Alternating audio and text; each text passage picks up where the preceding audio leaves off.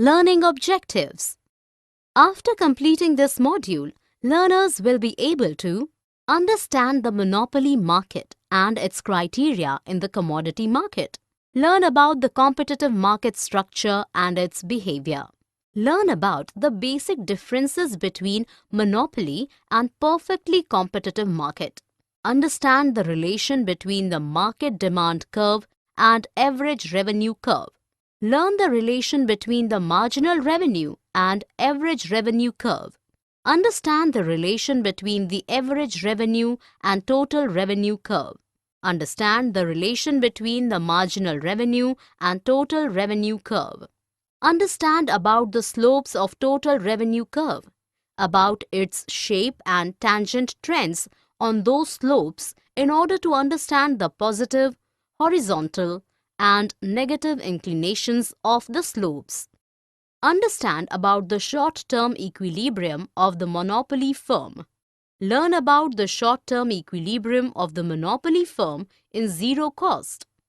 Understand how geometrically the total costs and total revenue values with curve can depict the profit curve. Learn about monopolistic competition and its differences from perfect competition and monopoly structure. Learn about oligopoly market structure and interrelated activities of duopoly firms. Simple monopoly in the competitive markets. Market structure of monopoly. Perfect competition market structure is determined through various conditions of consumers, firms, their individuality, and combined effects. Freedom of choices. Non-substituting properties of the goods and knowledge. Competitive behavior versus competitive market structure. In the perfect competitive market, the individual firm cannot control the market price. But in the case of the competitive behavior of the firms and the competitive market structure, they are appeared to be inversely related with each other. The monopoly in a single commodity market can be satisfied when the market of that distinct commodity is perfectly competitive. That is, all the consumers are price takers. Market demand curve, total revenue curve, and average revenue curve in monopoly market. In case of market demand curve, for the price rise, the consumers want to buy lesser quantity of the commodity. But in the monopoly market, firms know that the larger quantity of the commodity can only sold in lower price. For smaller quantity, the firm can sell its good in larger price. Thus, in monopoly market, the firms can control the price by the quantity of commodity as produced. The total revenue is the product of the entire quantity and its respective total price of the commodity. It has been seen that after 10 units of the commodities, the total revenues starts to decrease. We know that the price of the commodity altogether shows the market demand curve in monopoly market. The average revenue in monopolistic condition is measured mathematically when total revenue is being divided by the quantity of the commodity. If we will show it geometrically, then we need a connector drawn between the origin and the place of intersection of quantity and price in total revenue curve. Total, average and marginal revenue curves and price elasticity. Marginal curve and its relation with total and average curves. The change in total revenue in response with the sale of the extra unit is called marginal revenue. That is, the newer total revenue values are subtracted with the values of previous sales. As we know that total revenue increases slowly as quantity increases, because for larger quantities in monopolistic conditions, the price rates eventually decreases. Graphically, we will measure the slope of any smooth curve by drawing tangents at different points. Here, the sloping pattern of the total revenue curve determines the marginal curve and the steepness of its slope. the marginal revenue values are always lesser than the average revenue values in monopolistic situations. Thus, the marginal curve lies always below the average curve. Marginal revenue and price elasticity of demand. The price elasticity of demand is more than 1 when the marginal revenue value is positive, and it gets lesser than the unit value when the marginal revenue values are negative. We can say that demand curve is elastic when the quantity is less than 10 units and the marginal revenue values are also positive. Short-run equilibrium of the monopoly firm. In the monopoly firm, every quantity produced is meant for sale, where at the level of distinct output, where the total revenue is maximum, the profit of the firm becomes also highest there. In this way, in monopoly firms, the total revenue area can be shown by the rectangle having the area of product of demand or average revenue value and the quantity produced. But in the case of perfectly competitive markets, where many firms are being operative, there the equilibrium happens at gradually decreasing prices in which the larger quantities are sold. Total, marginal and average revenue and cost curves and their interrelations. Total revenue and total cost curves. Profit, revenue and cost. We know that the profit is that what we receive after subtracting total cost from total revenue. Sometime we can see that total cost curve lies about the total revenue curve. In that point, we can say that the firm is facing losses because profit is negative there. Marginal and average curves, revenue and cost. Till the point where the marginal revenue is greater than the marginal cost, the firm will be interested to add extra output, as in this point, the selling extra unit of output is greater than the total cost increment in order to produce that additional unit. In regard of average cost curve, we can get the total cost area in the product of average cost in the equilibrium quantity point and the respect quantity. For the demand curve too, we can get the total revenue in the product of average revenue and respective quantity in the same equilibrium point.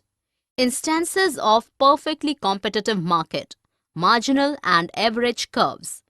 In perfectly competitive firm, the production to sale is larger than the same in the monopoly market, and the price is also lower than the latter. Thus, in the perfectly competitive market, the profit is lesser than the monopolist situation. It is fact that the monopoly firms enjoy the profit in long run as well, which is not possible for competitive firms. Additionally, having with many diversified substitutes of every product, a monopoly firm cannot restrain from the competition for long time. Other non-perfectly competitive markets. Monopolistic competition market structure in short term. In a specific market structure, many firms will operate, and they have the rights of free entry and exits. But the goods produced do not have any similarity with each other. Such of this market structure is called monopolistic competition. We can think a market of wheat flour where various brands with respective packages, where every customer already builds their personal choices and tastes with respective brands. There may be many producing firms in the market, but the specific brands are few. Monopolistic competition market structure in long term. As it is narrated above, the price of product being lesser than the perfect competition stays higher in monopolistic competition than its perfect competition counterpart. But in the long run, other firms can enter in the monopolistic competition when they see the existing firms get positive profit in the short run. This results prices to reduce periodically till the profit becomes zero. How do firms behave in oligopoly market structure? In oligopoly market, more than one firm works but not many. In duopoly firm structure, where the products are homogeneous and have no substitute for each other, two firms can react like a combined firm having no competition with each other. Secondly, they decide about their productivity in order to maximize their profit after seeing the productivity of other firm and assuming that should not be changed. In oligopoly market, if one firm increases the price of its product, its number of sales is dropped and this is not followed by the other firm. But when the firm lowers its price in order to sell more products, other firms become compelled to reduce their prices too. Thus, it has been seen that the firm first sees comparatively less increase in the quantity sold in respect with the price reduction rate in the long run. Summary. Let us summarize what we have learned. The market structure called monopoly exists where there is exactly one seller in any market. A commodity market has a monopoly structure. If there is one seller of the commodity has no substitute, and entry into the industry by another firm is prevented. The market price of the commodity depends on the amount supplied by the monopoly firm. The market demand curve is the average revenue curve for the monopoly firm. The shape of the total revenue curve depends on the shape of the average revenue curve. In the case of a negatively sloping straight line demand curve, the total revenue curve is an inverted vertical parabola. Average revenue for any quantity level can be measured by the slope of the line from the origin to the relevant point on the total revenue curve. Marginal revenue for any quantity level can be measured by the slope of the tangent at the relevant point on the total revenue curve. If the monopoly firm has zero costs or only has fixed cost, the quantity supplied in equilibrium is given by the point where marginal revenue is zero. In contrast, perfect competition would supply an equilibrium quantity given by the point where average revenue is zero. Equilibrium of a monopoly firm is defined as the point where MR is equal to MC and MC is rising. This point provides the equilibrium quantity produced. The equilibrium price is provided by the demand curve given the equilibrium quantity. Positive short-run profit to a monopoly firm continue in the long run. Monopolistic competition in a commodity market arises due to the commodity being non-homogeneous.